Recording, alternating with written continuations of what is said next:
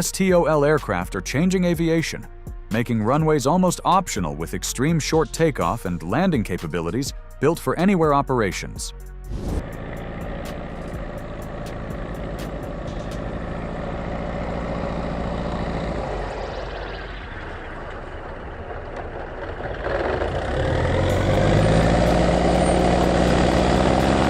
And here's where it gets interesting.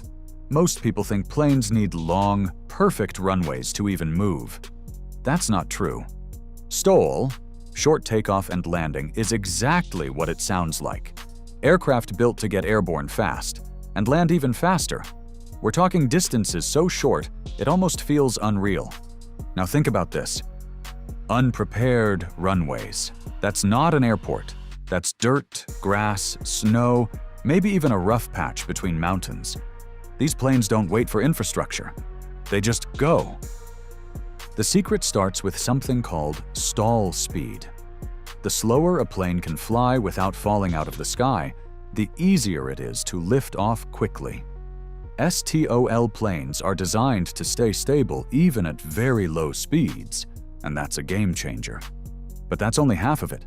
These aircraft pack serious power for their size. A high power-to-weight ratio means they don't hesitate. They launch. Combine that with low drag, and suddenly you've got acceleration that feels almost aggressive. Landing? That's a whole different story. Strong brakes bite hard, thrust reversers push air forward to slow things down. Spoilers kill the lift instantly. It's controlled, sharp, and fast. And this is why it matters. Remote villages, military missions, emergency rescues, places where there is no runway, no second chance. What would you trust more? A long runway or a plane that doesn't need one at all? But wait, it gets even better when you look under the hood.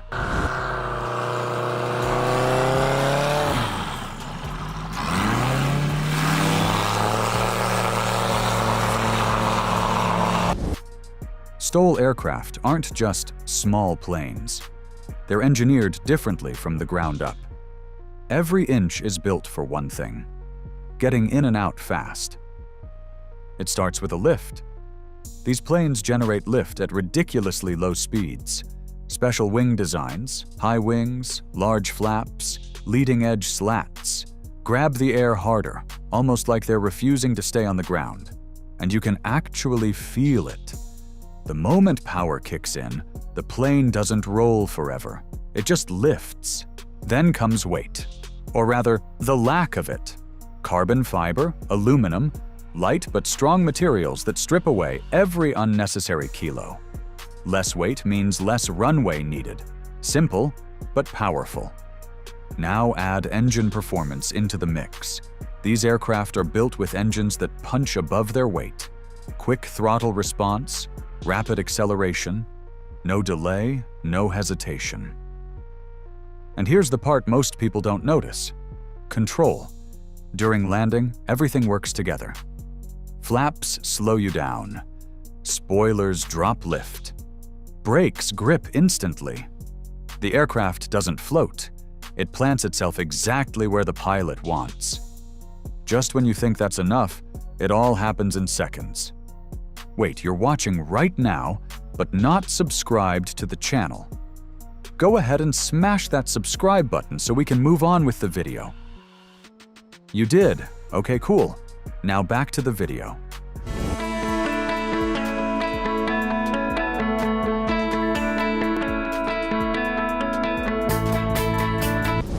And this is where things start to feel unreal. The Cub SS doesn't just shorten the runway, it practically deletes it.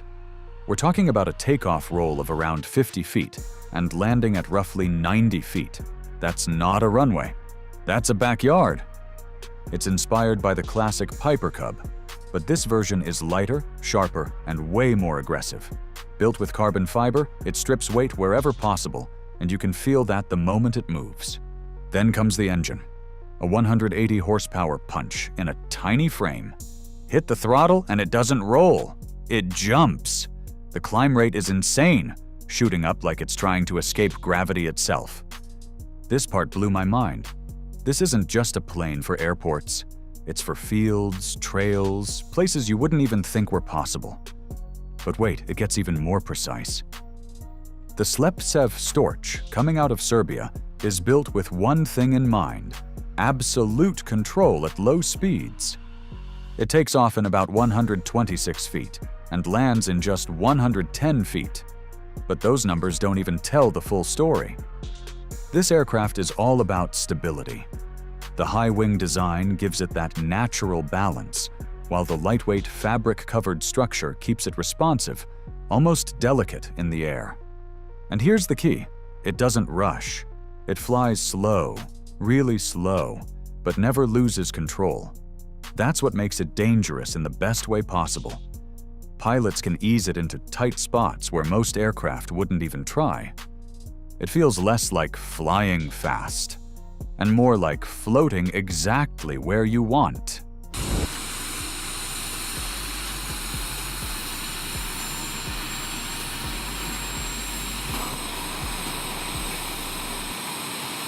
Now here's where everything flips. Because when people hear STOL, they picture small bush planes, not this. The DHC-5 Buffalo is a massive transport aircraft, and somehow it still plays the same game. There are claims that it can take off in around 50 feet, which sounds almost impossible for something this size, and to be fair, in real-world conditions, it needs more space. But even then, its performance is still unbelievable for a heavy aircraft. This machine was built for serious work: military missions, cargo transport, rough environments where traditional aircraft would struggle. And it doesn't just carry weight, it carries a lot of it. Powered by turboprop engines, it delivers raw, consistent thrust, pushing a heavy frame into the air faster than you'd expect. And here's the crazy part: it can do all this while operating in places with barely any infrastructure. And just when things felt heavy, we go back to something light, agile, and surprisingly versatile. The SkyReach BushCat, built in South Africa, is one of those aircraft that feels simple, but performs way beyond expectations. With a takeoff distance of around 200 feet, it's quick, efficient, and incredibly reliable. What makes it stand out is its flexibility. You can build it yourself as a kit or get it ready to fly. Either way, it's designed for people who want control over how they fly. Under the hood, it runs on Rotax engine options, known for being lightweight, fuel-efficient, and dependable. And in the air, it shows: smooth handling, solid climb, and just enough power to make short field operations feel easy. It's not trying to be extreme, it's trying to be consistent, and sometimes that's even more impressive. So what would you pick? Raw performance or something you can trust every single time?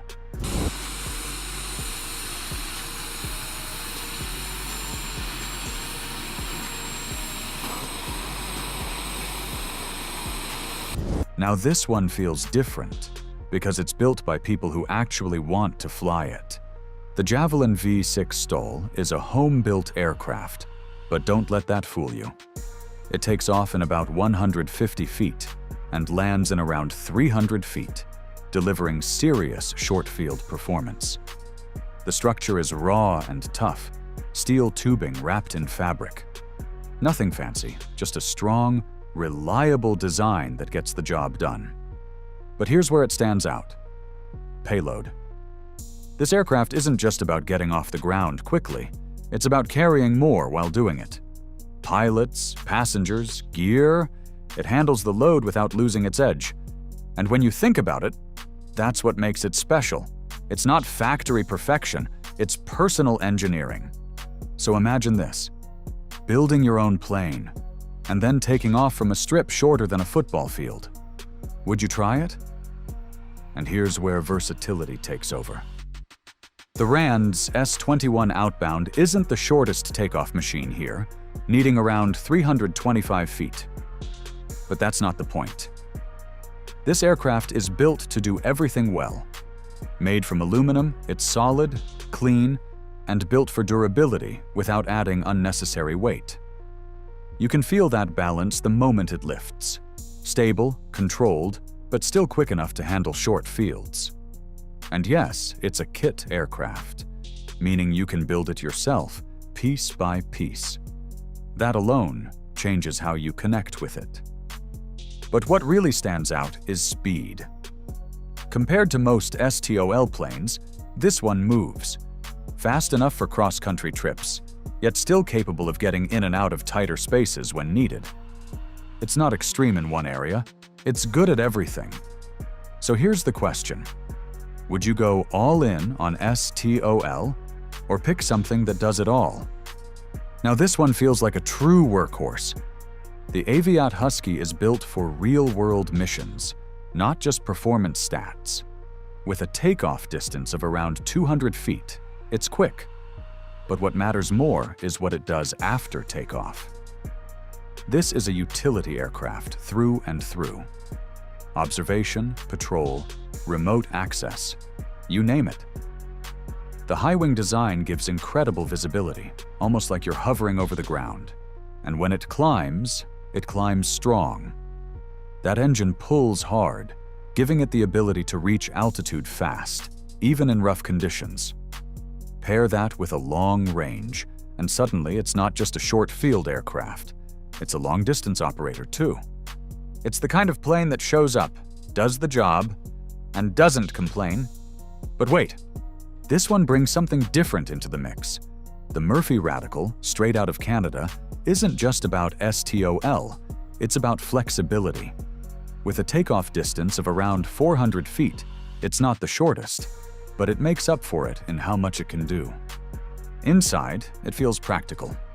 2 seats up front, space in the back for extra passengers or cargo. It adapts based on what you need. Family trip? It works. Hauling gear into remote areas? Still works. And that's the key, cabin versatility. You can reconfigure it, open up space, and make it fit your mission. In the air, it's steady, predictable, and easy to handle. Nothing flashy, just reliable performance that gets you where you need to go. And this is where things start to feel bigger. The Zenith CH 801 pushes STOL into a different category. A 4-seat aircraft that can take off in about 400 feet and land in around 300 feet. That's serious capability. What makes it work is the wing design. High lift features like leading-edge slats and flaperons allow it to stay airborne at low speeds, even when carrying weight. It's not fighting gravity, it's working with it. And that's important because this plane is built to carry more. A heavy payload, multiple passengers, gear, it handles it without losing control. It feels strong, almost grounded, even in the air. So now think about it. A plane that carries more people, more weight, and still doesn't need a full runway. Would you call that efficiency? Or something close to engineering magic?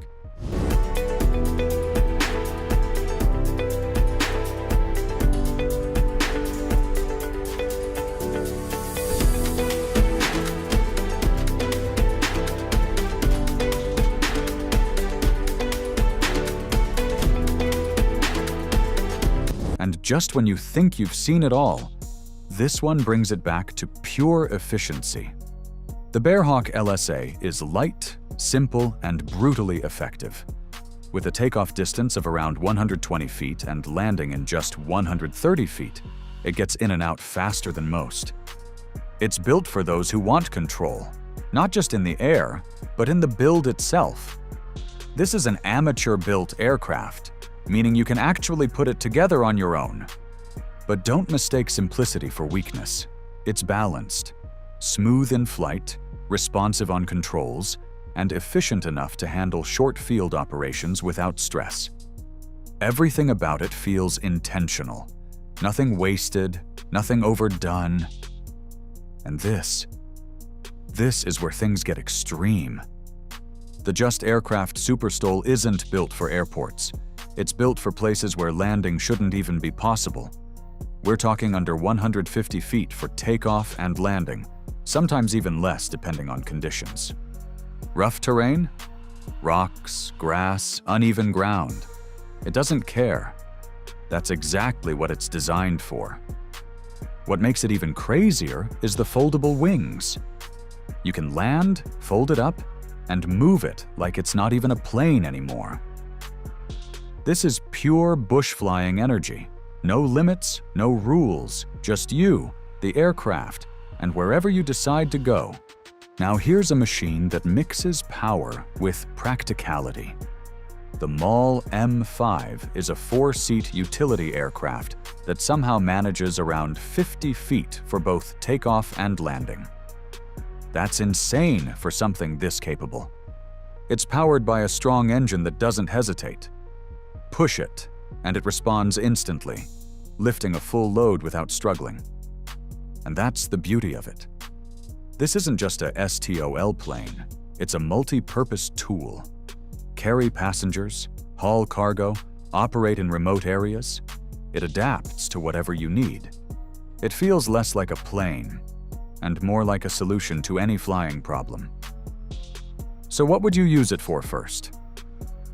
But wait. This one brings attitude into the mix. The Kitfox Series 7 looks rugged, and that's because it is. With a takeoff under 150 feet, it's built for serious short-field performance. Those large tires aren't just for show. They let it roll over rough terrain like it's nothing. Grass strips, dirt paths, uneven ground. And like a few others here, it's a kit aircraft. You can build it, customize it, make it yours. That alone changes the experience. But here's the twist. It's not just for low-level flying. This thing can climb high, handling altitude like a completely different machine. So now you've got a plane that can go anywhere and go high doing it. Would you keep it low or push it to the limit?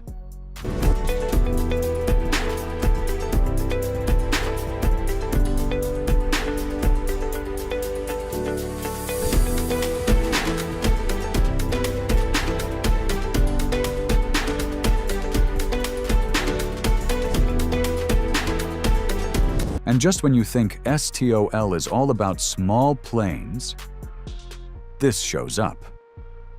The Boeing YC-14 is a jet-powered STOL aircraft, and that alone sounds like a contradiction.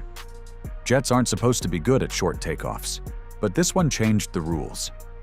Built as part of the Advanced Medium STOL Transport (AMST) program, it was designed for military operations where runways were limited or damaged. It went head-to-head with the YC-15, both proving insane short-field performance for aircraft of their size. So why didn't it enter production? Not because it failed, but because priorities changed. The program ended, and the focus shifted. But here's the legacy.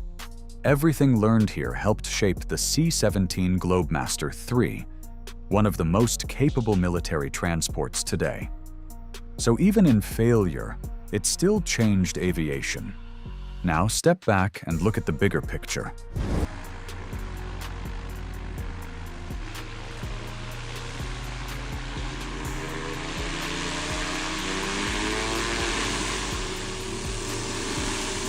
Holy crap. You can literally hear the boost on that baby.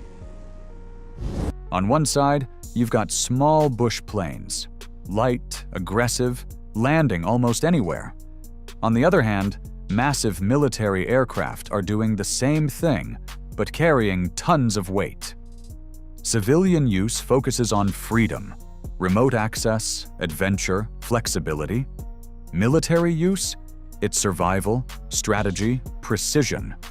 And over time, STOL technology has evolved from simple designs to advanced engineering that keeps pushing limits. So the real question is, where does it stop? From tiny bush planes to massive military jets, STOL aircraft prove one thing: runways are becoming optional. As aviation evolves, these machines are redefining where flight begins.